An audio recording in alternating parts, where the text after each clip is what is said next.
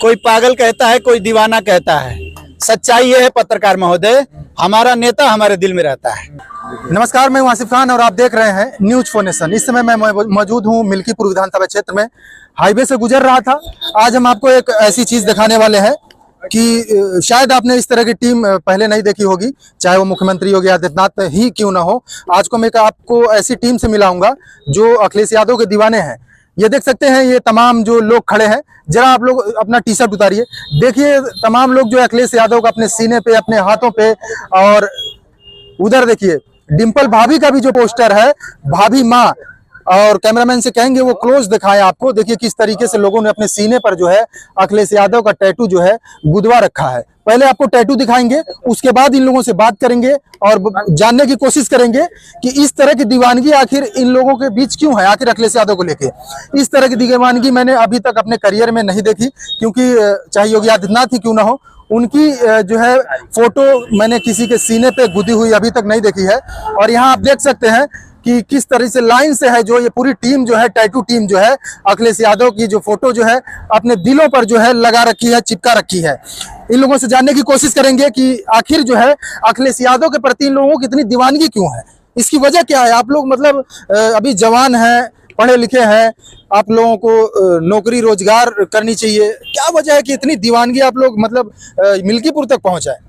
कोई पागल कहता है, कोई दीवाना कहता है। सच्चाई ये है पत्रकार महोदय, हमारा नेता हमारे दिल में रहता है। श्री अखिलेश यादव नौजवानों के नेता हैं, किसानों के नेता हैं, छात्रों के नेता हैं, दबे कुचलों के नेता हैं। जहां गरीबों की बात आती है तो अखिलेश यादव की तरफ उम्मीद जाती है। आज किसी को उम्मीद है? आप कह रहे हैं कि नौकरी की तरफ, मैं कह रहा हूं कि सरकार, पिछली सरकार अच्छी नहीं थी तो ये वर्तमान सरकार अच्छी सरकार बनाई गई थी।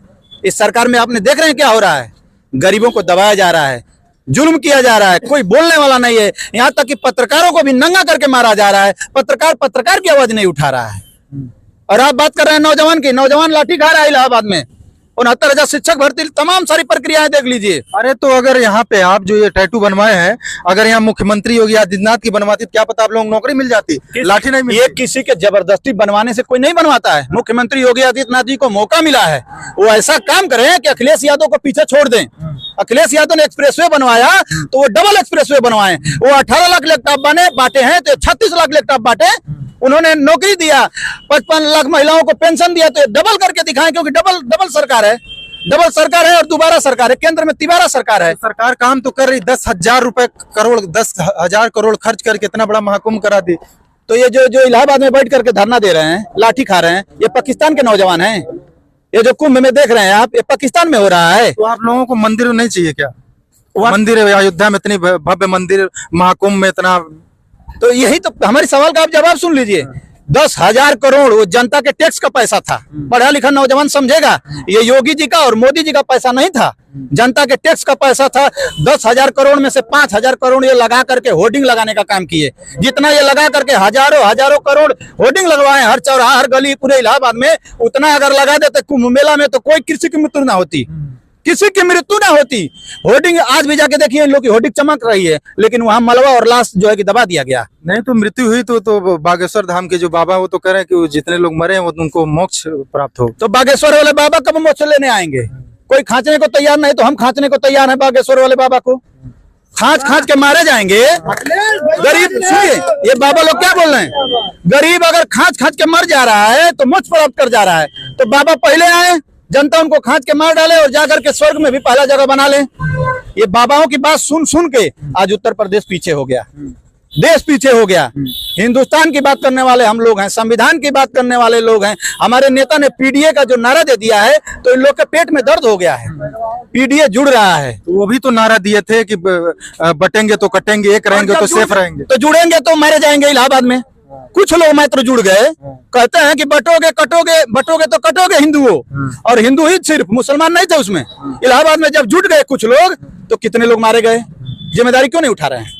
एक नारा देते हैं। आपने बहुत सही सवाल किया, इस सवाल का, इस नारा का काट इलाहाबाद कुंभ मेला ही है। बटोगे तो कटोगे, और मैं कह रहा हूं कि जुड़ोगे तो खांच के ऐसे ही मारे जाओगे इनके सरकार में, इलाहाबाद में। तो इसलिए अब जनता इन लोग के साथ नहीं जुड़ना चाहती है, पीडीए के साथ जुड़ना चाहती है। जनता समझ गई है, जनता सब पहले भी समझ गई है। मिल्कीपुर में अगर समझ गई होती तो क्यों सरकार बना लेते? अभी लोकसभा का चुनाव हुआ, उसमें भी भारतीय जनता पार्टी, यहाँ भी दिल्ली का माहौल भी आप देख रहे हैं। तो मतलब अगर जनता जागरूक हो गई है, युवा पढ़े लिखे युवा जो है उनको रोजगार से मतलब है और अच्छी नौकरी से मतलब है, तो फिर ये क्यों एजेंडे में फंसते क्यों? आप लोग मुद्दा को भटका देते हैं। पेटीएम पे 5,000 प्राप्त हो जाता है, आप लोग जैसे पत्रकार बताने ये नहीं बता रहे हैं कि बंदूक तान दिया गया। ये कोई दूसरा पत्रकार, चाइना का पत्रकार बताने आएगा।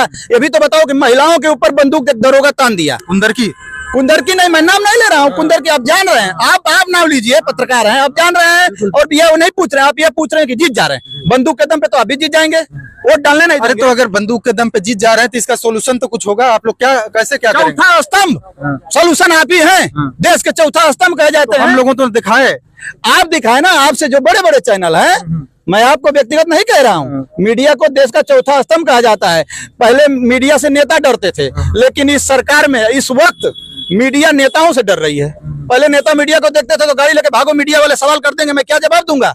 लेकिन आज अगर कोई नेता गाड़ी में दिख जा रहा है तो मीडिया वाले, अरे भागो, विधायक जी हैं, 5,000 दिए हैं, जल्दी से मुंह छुपा लो, क्या चलाएंगे हम। ये हाल हो गई है मीडिया की, और मीडिया को नंगा करके मारा जा रहा है इसी सरकार में। ये नहीं सवाल आप लोग उठाएंगे।